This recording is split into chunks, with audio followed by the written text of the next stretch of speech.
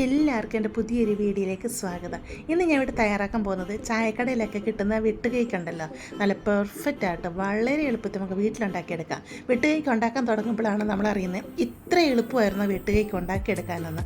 അത്രയ്ക്ക് എളുപ്പത്തിൽ നമുക്ക് വെട്ട് കേക്ക് ഉണ്ടാക്കിയെടുക്കാം. ഇതെങ്ങനെ ഉണ്ടാക്കുന്നത് നോക്കിയാലോ. ഇവിടെ ഞാൻ ഒരു പാത്രം എടുത്തിട്ടുണ്ട്. പാത്രത്തിലോട്ട് 250 ml കപ്പിൽ 2 കപ്പ് മൈദ എടുത്തിട്ടുണ്ട്. അത് നമുക്ക് ഈ പാത്രത്തിലോട്ടങ്ങ് ഇട്ട് കൊടുക്കാം. അപ്പോൾ നിങ്ങളുടെ കയ്യിൽ ഏതാണ് മെഷർമെൻറ്റായിട്ടിരിക്കുന്നത്, ഏത് കപ്പാണെങ്കിൽ ആ കപ്പിൽ പറയുന്ന സാധനങ്ങളൊക്കെ മെഷർമെൻറ്റായിട്ട് എടുത്താൽ മതി. 250 ml കപ്പിൽ തന്നെ 1/2 കപ്പ് വറുത്ത റവയും കൂടെ ഇതിലോട്ടങ്ങ് ഇട്ട് കൊടുക്കാം. ഇതിലോട്ട് ഒരു 1/4 ടീസ്പൂൺ ഉപ്പിട്ട് കൊടുക്കാം. 1/2 ടീസ്പൂണ് ബേക്കിംഗ് സോഡയും കൂടെ ഇട്ട് കൊടുക്കാം. എന്നിട്ട് നമുക്കിതിനെ നല്ലതായിട്ടങ്ങ് മിക്സ് ചെയ്തെടുക്കാം. നിങ്ങളുടെ കയ്യിലിരിക്കുന്ന മൈദ കുറച്ച് പഴുകിയതാണെങ്കിൽ കട്ട കെട്ടി കിടക്കും. അങ്ങനെ ഉണ്ടെങ്കിൽ നിങ്ങൾ ഒരു അരിപ്പയിൽ കൂടെ ഇത് അരിച്ചെടുക്കണം മൈദ കേട്ടോ. മൈദ മിക്സ് ചെയ്തെടുത്തിട്ടുണ്ട്. ഇത് നമുക്ക് അങ്ങോട്ട് മാറ്റി വെക്കാം. ഇവിടെ ഞാൻ മിക്സിയുടെ പൊടിക്കുന്ന ജാർ എടുത്തിട്ടുണ്ട്. ചെറിയ ജാറുണ്ടല്ലോ, അതാണ്. അതിലോട്ട് 250 ml കപ്പിൽ തന്നെ 3/4 കപ്പ് പഞ്ചസാര ഇട്ട് കൊടുക്കാം. ഇവിടെ ഞാൻ 6 ഏലക്ക എടുത്തിട്ടുണ്ട്. ഏലക്കയുടെ തൊലി കളഞ്ഞ് അതിൻ്റെ കുരു മാത്രമായിട്ട് ഇട്ട് കൊടുക്കാം.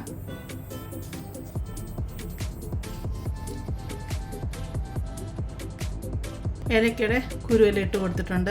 ഇത് നമുക്ക് നല്ലതായിട്ടൊന്ന് പൊടിച്ചെടുത്തുകൊണ്ട് വരാം. പഞ്ചസാര ഇവിടെ ഞാൻ നല്ല രീതിയിൽ പൊടിച്ചെടുത്തുകൊണ്ട് വന്നിട്ടുണ്ട്. ഇതിലോട്ട് 2 മുട്ട നമുക്ക് പൊട്ടിച്ചിട്ട് കൊടുക്കാം. എൻ്റെ ഇരിക്കുന്ന മീഡിയം ടൈപ്പ് മുട്ടയാണ്, അതുകൊണ്ടാണ് ഞാൻ 2 മുട്ട ഇട്ട് കൊടുക്കുന്നത്. നിങ്ങളുടെ കയ്യിൽ ചെറിയ മുട്ടയാണെങ്കിൽ 3 മുട്ട വരെ ഇട്ട് കൊടുക്കുക.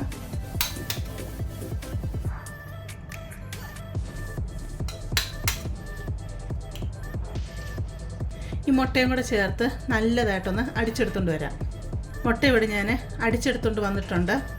നമ്മൾ എടുത്തു വെച്ചിരിക്കുന്ന മൈദയും റവയിലോടെ ഉണ്ടല്ലോ, ആ മിക്സ് ചെയ്ത കൂട്ടിലോട്ട് ഈ മുട്ടയുടെ മിക്സ് അങ്ങ് ഒഴിച്ചു കൊടുക്കാം.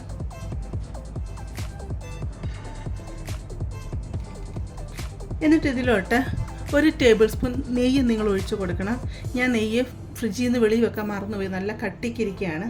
അപ്പോൾ എൻ്റെ നെയ്യ് ഇപ്പോൾ ഇല്ലാത്തത് കൊണ്ട് ഞാൻ 1 ടേബിൾ സ്പൂൺ എണ്ണയാണ്, സാധാരണ എണ്ണയുണ്ടല്ലോ, അതാണ് ഒഴിച്ചു കൊടുക്കുന്നത്. എണ്ണ ഒഴിച്ചു കൊടുത്താലും കുഴപ്പമൊന്നുമില്ല.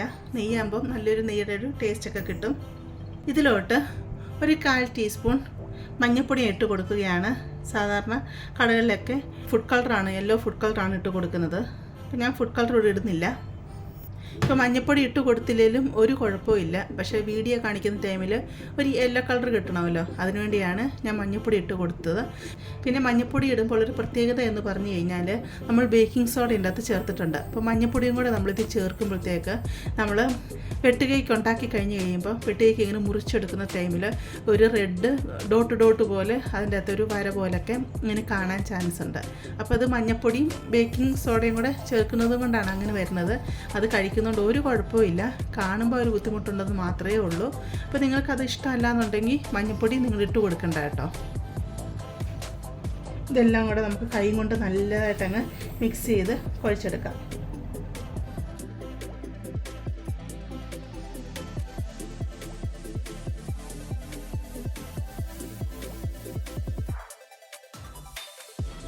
മാവ് ഇവിടെ ഞാൻ കുഴച്ചെടുത്തുകൊണ്ട് വന്നിട്ടുണ്ട്. കണ്ടോ, ചപ്പാത്തിയൊക്കെ നമ്മൾ കുഴച്ചെടുക്കത്തില്ലേ, അപ്പോൾ അതിനേക്കാൾ ഇച്ചിരി ടൈറ്റിലാണ് നമ്മൾ കുഴച്ചെടുത്തിരിക്കുന്നത് കേട്ടോ. ഇത് ഇച്ചിരി ടൈറ്റായിട്ട് തന്നെയാണ് മാവ് ഇരിക്കുന്നത്. ഇപ്പോൾ നമുക്ക് മാവ് ഇച്ചിരി ലൂസായിട്ട് തോന്നിക്കുകയെന്നുണ്ടെങ്കിൽ നിങ്ങൾ 1-2 ടേബിൾ സ്പൂണ് മൈദ ഇട്ട് കൊടുത്ത് ഇതിനെ ഇതുപോലെ ടൈറ്റായിട്ട് തന്നെ കുഴച്ചെടുക്കണം കേട്ടോ. അതെല്ലാം നിങ്ങൾ കുഴയ്ക്കുന്ന ടൈം അത് ഒത്തിരി ടൈറ്റായിട്ട് തോന്നിക്കുക എന്നുണ്ടെങ്കിൽ 1-1.5 ടേബിൾ സ്പൂണ് വെള്ളം ഒഴിച്ച് കൊടുത്തിട്ട് അതിനെ ഈ രീതിയിൽ കുഴച്ചെടുക്കണം കേട്ടോ. അപ്പം ഞാൻ കുഴച്ച് വന്നപ്പം 2 മുട്ടയായിരുന്നു നമ്മളെടുത്തത്, അതുകൊണ്ട് ഇച്ചിരി ലൂസ് ഉണ്ടാകും. ഒത്തിരി ലൂസല്ല, നമ്മളിപ്പോൾ ചപ്പാത്തിയൊക്കെ ആ ഒരു മയം ഉണ്ടായിരുന്നു. ഞാനിപ്പോൾ 1.5 ടേബിൾ സ്പൂണും കൂടെ മൈദ ഇട്ട് കൊടുത്തിരുന്നു. ഓരോ കമ്പനിയുടെ റവയുടെ അനുസരിച്ച് വെള്ളത്തിൽ ക്രമീകരണം വരും. വെള്ളത്തിലെല്ലാം നമ്മൾ മുട്ടയൊക്കെ അടിച്ചെടുക്കുന്നുണ്ട്. അപ്പോൾ മുട്ടയും ഞാൻ പിന്നെ നെയ്ക്ക് പകരം ഓയിലല്ലേ ഒഴിച്ച് കൊടുത്തേ, അപ്പോൾ എല്ലാം കൂടെ വന്നുകൊണ്ടായിരിക്കും. ഇനി ഇത് പ്രസ് ചെയ്യാൻ വെക്കേണ്ട ആവശ്യമൊന്നുമില്ല. ഇവിടെ ഞാൻ ഒരു പാത്രം എടുത്തിട്ടുണ്ട്. സാധാരണ ചോറൊക്കെ കഴിക്കുന്ന സ്റ്റീൽ പാത്രം ഉണ്ടല്ലോ, ഇങ്ങനത്തെ പാത്രമാണ് എടുത്തിരിക്കുന്നത്. ഇതിലോട്ട് ഞാൻ കുറച്ച് എണ്ണ തേച്ച് കൊടുത്തിട്ടുണ്ട്. നിങ്ങളുടെ കയ്യിൽ നെയ്യാണെങ്കിൽ നെയ്യ് തേച്ച് കൊടുക്കാം കേട്ടോ. ഇതിലോട്ട് നമ്മൾ എടുത്ത് വെച്ചിരിക്കുന്ന ഈ മാവുണ്ടല്ലോ അതങ്ങ് എടുത്ത് വെക്കാം. എന്നിട്ട് നമുക്ക് കൈ വെച്ച് നല്ലതായിട്ട് ഇതിന് ചുറ്റും പരത്തി കൊടുക്കാം. ഒത്തിരി തിന്നായിട്ടങ്ങും പരത്തി കൊടുക്കരുത്. ഒരു 1.5 ഇഞ്ച് കനത്തി വേണം നമ്മളിതിനെ പരത്തി കൊടുക്കാനായിട്ട്. കുറച്ച് കട്ടിക്ക് തന്നെ വേണം പരത്തി കൊടുക്കാൻ.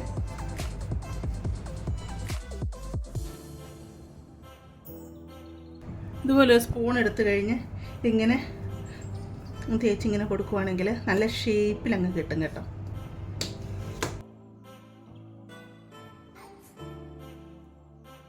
എളുപ്പം നമുക്ക് ഉണ്ടാക്കിയെടുക്കാം കേട്ടോ. സാധാരണ ചായക്കടയിലൊക്കെ ഇരിക്കുന്ന കാണുമ്പോൾ നമ്മൾ വിചാരിക്കുന്നത് നമ്മളെ കൊണ്ട് ഉണ്ടാക്കാൻ പറ്റുന്ന ഒരു സംഭവമല്ല, ഭയങ്കര പാടായിരിക്കുന്നു. പക്ഷേ ഇത്രയും എളുപ്പത്തിലുള്ളൊരു സംഭവം എന്നുള്ള കാര്യം എനിക്കും അറിയത്തില്ലായിരുന്നു കേട്ടോ. ഇവിടെ മാവെല്ലാം റെഡിയാക്കി എടുത്തിട്ടുണ്ട്. നമുക്കിനി ഇതിനെ കട്ട് ചെയ്യാം. ആദ്യം ഇതിൻ്റെ സെൻറ്റർ ഭാഗത്തൂടെ ഇങ്ങനെ ഇതിനെ കട്ട് ചെയ്തെടുക്കാം. നമ്മൾ ഈ വട്ടയപ്പൊക്കെ കട്ട് ചെയ്തെടുക്കത്തില്ലേ, ആ രീതിയിൽ ബാക്കിയുള്ള ഓരോന്നും നമുക്ക് കട്ട് ചെയ്തെടുക്കാം.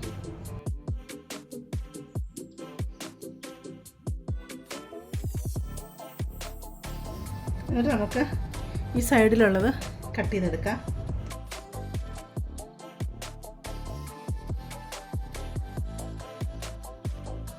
അപ്പോൾ ഡയമണ്ട് ഷേപ്പിൽ നമ്മൾ കട്ട് ചെയ്തെടുക്കുന്നത് കേട്ടോ. നമുക്ക് പുറത്തെടുത്ത് നോക്കാം.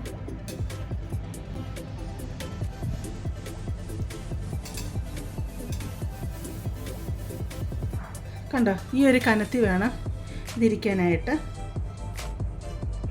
സൈഡ് ഭാഗമൊക്കെ ഇങ്ങനെ ഒന്ന് ഷേപ്പാക്കി കൊടുക്കാം.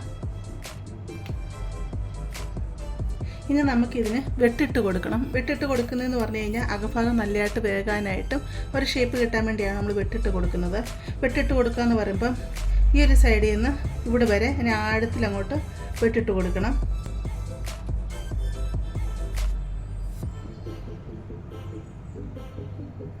ഒരു 1/4 ഭാഗത്തോളം ഇങ്ങനെ വെട്ടിട്ട് കൊടുക്കണം. ഈ രീതിയിൽ അങ്ങനെ ഓരോന്നും വെട്ടിട്ടെടുക്കാം.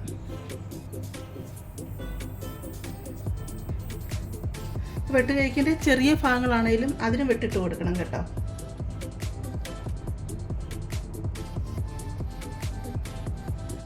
ഇവിടെ ഞാൻ ചീനച്ചട്ടി അടുപ്പത്ത് വെച്ച് കൊടുത്തിട്ടുണ്ട്. ഇതിലോട്ട് എണ്ണ ഒഴിച്ച് കൊടുക്കാം. എണ്ണ ഒത്തിരി അങ്ങ് തിളച്ച് പോകണ്ട. ഒരു 1/4 ഭാഗം ചൂടായി വരുമ്പോഴത്തേക്ക് നമുക്കിത് വെട്ടുകയ്ക്ക് ഇട്ട് കൊടുക്കാം കേട്ടോ. ഒത്തിരി അങ്ങ് ചൂടായി പോയി കഴിഞ്ഞാൽ നമ്മൾ ബേക്കിംഗ് സോഡയും അതുപോലെ മുട്ടയൊക്കെ ഇട്ട് കൊടുത്തില്ലേ, പെട്ടെന്ന് അങ്ങ് അടിഭാഗം അങ്ങ് കരിഞ്ഞു വരും.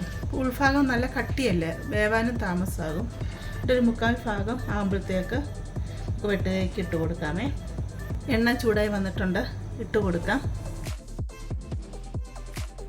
എണ്ണ കൊള്ളുന്ന അത്രയും ഇട്ട് കൊടുക്കാം. എന്നുവെച്ചാൽ ഓവറായിട്ട് അങ്ങ് കുത്തിക്കൊള്ളിച്ചിട്ട് കൊടുക്കണ്ട.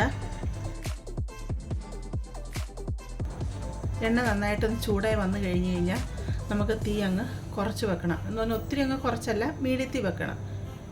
എന്നിട്ട് തീ ലോയ്ക്ക് മീഡിയത്തിൽ അങ്ങനെ ഇട്ട് തിരിച്ചും മറിച്ചും ഒക്കെ ഇട്ട് തന്നെ ഫ്രൈ ചെയ്തെടുക്കാം.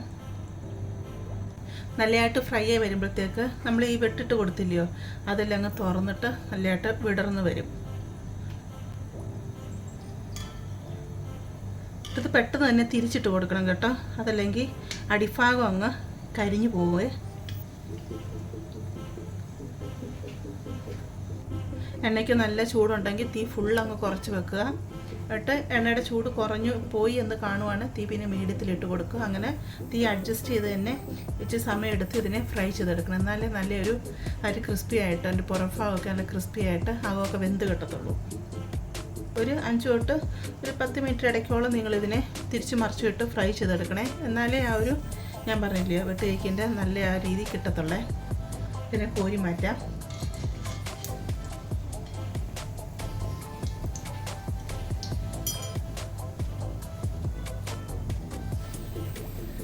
ഇവിടെ വെട്ട് കേക്ക് റെഡിയാക്കിക്കൊണ്ട് വന്നിട്ടുണ്ട്. വെട്ട് കേക്ക് നല്ല പെർഫെക്റ്റായിട്ട് തന്നെ നമുക്ക് കിട്ടിയിട്ടുണ്ട്.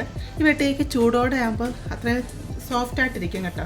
നല്ല ചൂടൊക്കെ പോയി തണുത്ത് വരണേ, അന്നേരം മാത്രം നല്ല ക്രിസ്പി ആയിട്ട്, എന്നുവെച്ചാൽ പുറം ഭാഗം നല്ല ക്രിസ്പി, അത് നല്ല പൊടിഞ്ഞ് വരുന്ന പോലെ ഇരിക്കത്തില്ലേ, ആ രീതിയിൽ കിട്ടുകയുള്ളൂ.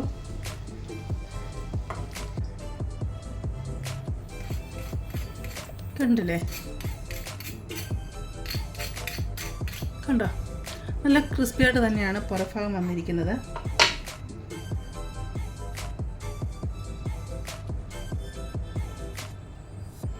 അകഭാഗം കണ്ടോ, നല്ല രീതിയിൽ തന്നെ വന്നിട്ടുണ്ട്. ഇപ്പം ഇവിടെയൊക്കെ ഒരു റെഡ് കളർ പോലെ ഉണ്ട്, കണ്ടോ? ഈ റെഡ് കളർ പോലെ വന്നിരിക്കുന്നതാണ് ഞാൻ പറഞ്ഞത്. മഞ്ഞൾപ്പൊടി ഇട്ട് കഴിയുമ്പോൾ ഇങ്ങനെ വരും. അപ്പം നിങ്ങൾക്ക് ഇങ്ങനെ വരുന്ന താല്പര്യമില്ല എന്നുണ്ടെങ്കിൽ നിങ്ങൾ മഞ്ഞൾപ്പൊടി ഇടണ്ട കേട്ടോ. മഞ്ഞൾപ്പൊടി ഇട്ടില്ലെങ്കിലും രുചിക്കൊന്നും ഒരു വ്യത്യാസം വരത്തില്ല. നല്ല ടേസ്റ്റ് ഉണ്ട് കേട്ടോ. ഇതെല്ലാം തണുത്ത് കഴിഞ്ഞിട്ട് ഇതെല്ലാം കഴിച്ച് കഴിഞ്ഞാൽ നല്ല ടേസ്റ്റാണ്.